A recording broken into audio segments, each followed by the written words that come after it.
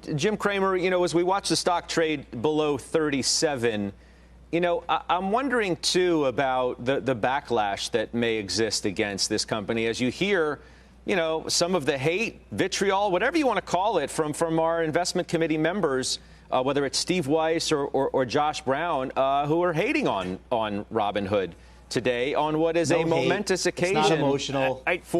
For the company. I'm not hating on it at all. You just dogged the company totally out, Steve. I'm going to hear from Cramer. I did, but it's factual, Scott. This is not emotional. This is factual. I'm giving you the facts. Everything I said was a fact. No, not emotional. They're not you called them not. You said they're not a disruptor. They're not a disruptor. Come on. They're not a disruptor. Where are they disrupting? What Kramer? did they disrupt? I met them.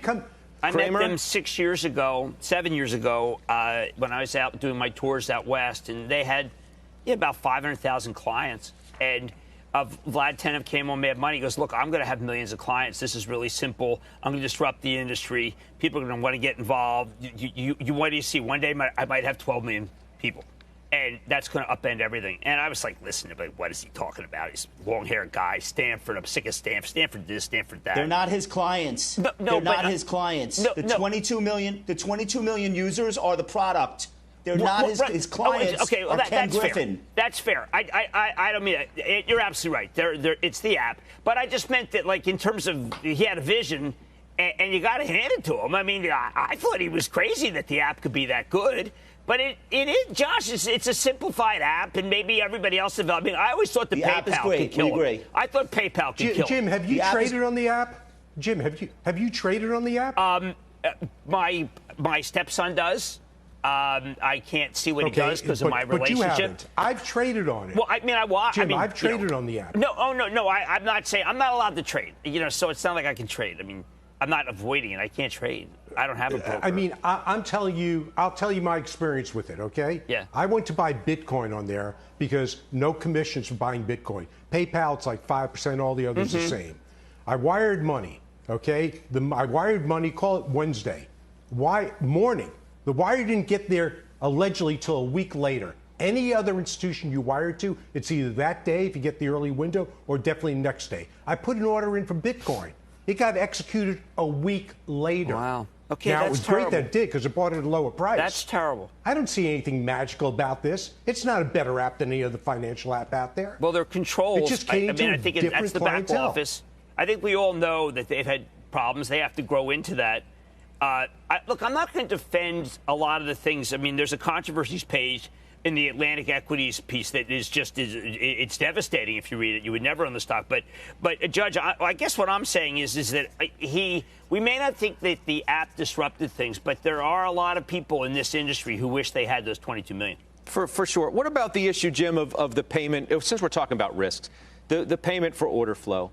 Do you think it's a legitimately real risk that Gary Gensler could decide one day that this is not a good practice and he'll do his best to curb it? And when you're a company getting 80% of your revenues from that payment for order flow, then it becomes a real issue. Well, perhaps he should, perhaps he shouldn't. But the SEC's mandate is to just shine the light.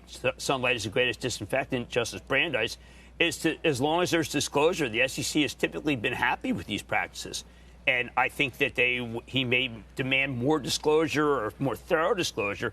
But I don't know if Gary's going to make. Gary's a really smart guy, and I think that we all want best price. But I also think that if he has a piece that says he may or may not have best price, that is not getting the best price if he bought Robinhood at 38. Just imagine there. But I do think that I don't think the risk here is losing payment for order flow. I think the risk here is that the markets aren't as exciting going forward, and usage drops off. Payment for order flow has been around for 200 years. Right. We just called it different names, but there's always been some element of market makers. But the Weiss makes the best point here.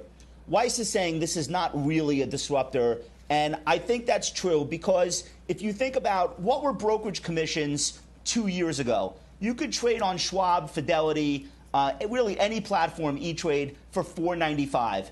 So the idea that going to zero is some innovative thing, it reminds me of something about Mary, where the guy says, you ever heard of 8-minute abs? Here's my business idea. 7-minute abs. It's not. It's just an evolution. Chuck Schwab wrote a book in 1990 predicting $0 commissions. He didn't know it would eventually be subsidized by hedge funds making markets, but he knew it was coming. So I don't see it as a disruptor either. I agree with Stephen on that point. Dr. J, is this